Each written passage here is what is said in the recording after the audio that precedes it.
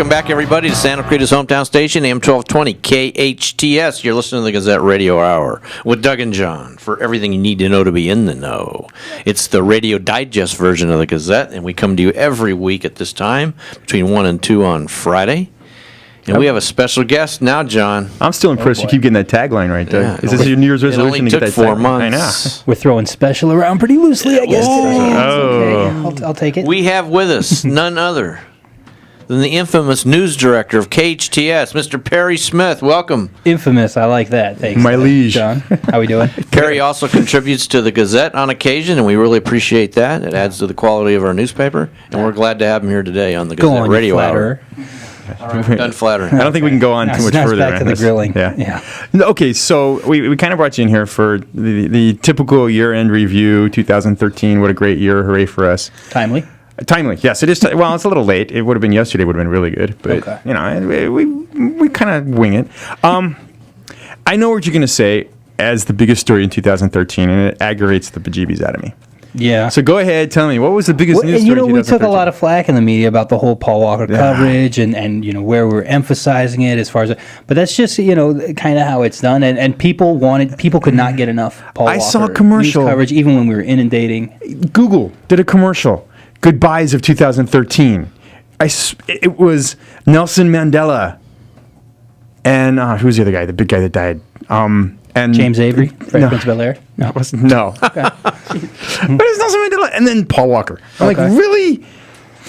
Yeah. Would you, prior to either one of their deaths, would you have said Paul Walker and Nelson Mandela in the same sentence at any point in time? No. I don't think that's tantamount to saying that they had the same impact on society by any means, but I think it's definitely drew international attention. I mean, you saw people who'd never heard of Santa Clarita making a drive and flying out here. I mean, I was out there at all the memorial and the car shows, and we were talking to people. Just thousands is not any sort of understatement. It was all day that Sunday that they had the event. There was just nonstop stream of people there, and I was truly shocked by how much of an impact that he apparently had on these guys, on these people's lives, and I didn't realize the impact of the racing culture. But apparently, it's a pretty tight knit community. So please excuse my ignorance, but We do that all the time. yeah, thank you. But was his being famous just a result of those movies?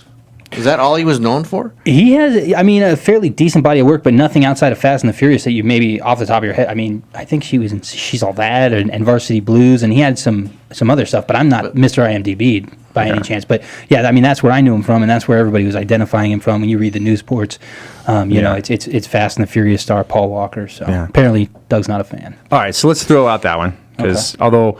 And I understand the internet traffic and the entertainment value of that. I get it. But it's just when they started equating it, and the commercial did sort of equate it to Nelson Mandela, and you're sitting there going, what? And Margaret Thatcher. That was the other one. I was like, oh, my God. Margaret Thatcher, Nelson Mandela, and Paul Walker. Which one of these things doesn't belong? Sure. Well, I know who I'd rather watch for 2 hours on the big screen. Yeah, there is that. True enough. It's got some Steely Blues. Anyways. Margaret, right? Absolutely. But yeah, no, there was a lot of stories, a lot more stories with local impact, more direct local input. But unfortunately, a lot of the top stories, I was going down the list and looking at what people were reading, commenting on, and sharing, and a lot of it, unfortunately, was a lot of doom and gloom. I mean, they'd say, "Oh, like we're emphasizing that," but when you look back at the traffic, that's where most of the traffic. Right. Now you're paying attention to the traffic on the KHTS website, right? At which hometownstation.com. is hometownstation.com. Thanks, John. I was going Be there. looking out. I was going there. Anyway, so you can take a look at the traffic and what exactly people were looking at and commenting on, and obviously Paul Walker is going to be off the top of the charts. Right. But what was second?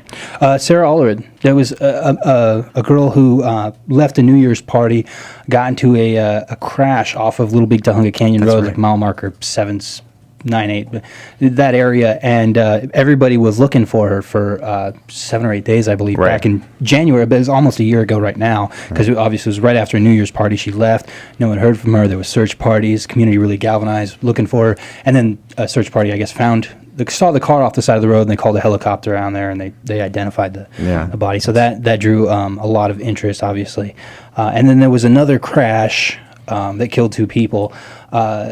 Hoffman and Corona were the last names. They were 2 people who were on their way to go ATVs. Yeah, they were going off-roading. And the boyfriend got out of the car, saw that the girl had gotten into a crash, and then the pileup, I guess it happened late at night, and another car came and hit Him, right? and I remember killed that. both I remember people. that. There was a lot of car crashes. A lot of people that you go, wow, I didn't realize. You know, they always do that at the Oscars. They'll show the in memoriam, and they'll show the people that passed away over the last year. They do that this year, and you're like, oh my gosh, I forgot about that. I didn't even, yeah. Oh, I didn't know. I remember that. I mean, the Longshore. Yeah, I mean, that was another big that's one. another big one. Just Really, I mean, that family obviously had a big impact in the community. They have the park named absolutely. after them in Yeah. Canyon Country, and a lot of people knew who they were. And we saw an outpouring on the site and on our Facebook page. And then the traveling Vietnam Memorial Wall that drew a lot of interest. There was thousands of people there, and that was that's a little bit more big time cheery, event. at least. Yeah, I mean, something positive. Yeah, something positive.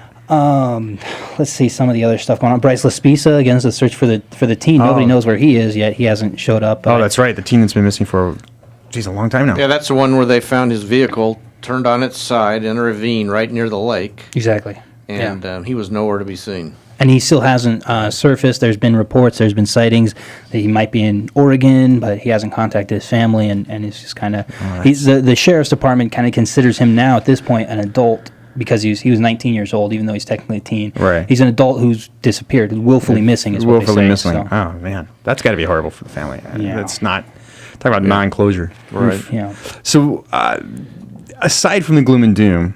Powerhouse Fire, is that considered? Oh, geez. Is that going- Really? Yeah, well... That was another big another story. one. It's another big story. Well, okay. Let's be fair. You can get a lot more information than just doom and gloom on the website. Okay. And absolutely, we had I think another great story that was positive was the heroin overdose deaths were way down this year. There was only 4 reported cases. There was something like 15 last year. Right. So that's a real positive, and that shows kind of the impact of the community. There was a few school board stories that I thought were kind of interesting. There was some controversy at Saugus Union School Yeah, District. that's true. A lot of people were talking about that. Stephen Winkler had the YouTube accounts, Right. allegedly, we still were saying, and they're still looking at that. There hasn't been closure on that yet either. The Attorney General is still hasn't given an opinion on whether or not Saugus Union can formally get rid of him. So there's another. All right, so we've got a couple minutes. We got a minute and a half left. Let's take a look into the crystal ball. What's happening next? What's going to happen next? The biggest story this year, there's going to be 2 that I think are really going to change, could change how Santa Clarita works, and that's going to be the CEMEX story. Obviously, Yeah. people looking at that. How that bill is scored in the Congressional Budget Office is going to make a big impact as far as whether or not it can get what it needs to get out of committee and get a vote in front of the Senate. And get out of the deal, basically, right? Right. Right now, there's a law or a piece of legislation that's trying to work some sort of deal, give some land to CEMEX in order to get the mining rights back and stop this development of the mine. And whether or not that happens is obviously, I mean, you're talking about 400 million tons, Yeah. something like that, of mining and for the next 50 years. And the dirt and everything else. Huge Oh, amount. yeah. And the California Voting Rights Act law. That lawsuit facing 2 school districts, the Community College District and Sulphur Springs, and the city of Santa Clarita. Right. And that could fundamentally change how all of them operate. Perry, is there any way that any sort of legal action could happen before the city election in April coming up? Do you know? I wouldn't. It's possible. It's always possible. The city can decide to say, hey, let's just settle. Let's come to terms. Let's come to the table. Create some sort of, they can throw an alternative at the attorneys who are suing. I haven't seen any indication of that yet. You hear rumors. It could happen, but I wouldn't foresee anything like that happening before April, anyways, because the city's planning to go forward with the election. They've made all the preparations. Vote SantaClarita.com. And I don't think that that any court is going to sit there and grant a temporary restraining order or an injunction to prevent a city from holding a duly noticed and properly set up election. My guess, Doug, and quite honestly, this is just from a minor legal background in temporary restraining orders and things like that, is it's not going to happen until after. I'd be surprised. So if the lawsuit was successul, would they have to hold another set of elections? Yeah, that's exactly what's going on in Palmdale right now. Yeah, but I can't imagine. Well, if it's going on in Palmdale, but it's been a while. Right. Well, and in Palmdale, they sued in July, and then, they got the decision in July, but now they still had the election, obviously, and now they're being ordered to have a special election, so we'll see what's happening. Perry, we're up against the clock. We really appreciate you coming in. Hey, thanks for having me. Can we have you back? Anytime. Awesome. We got an election coming up, and we're going to want your feedback and your thoughts. And we'll certainly be following that on hometownstation.com. Absolutely.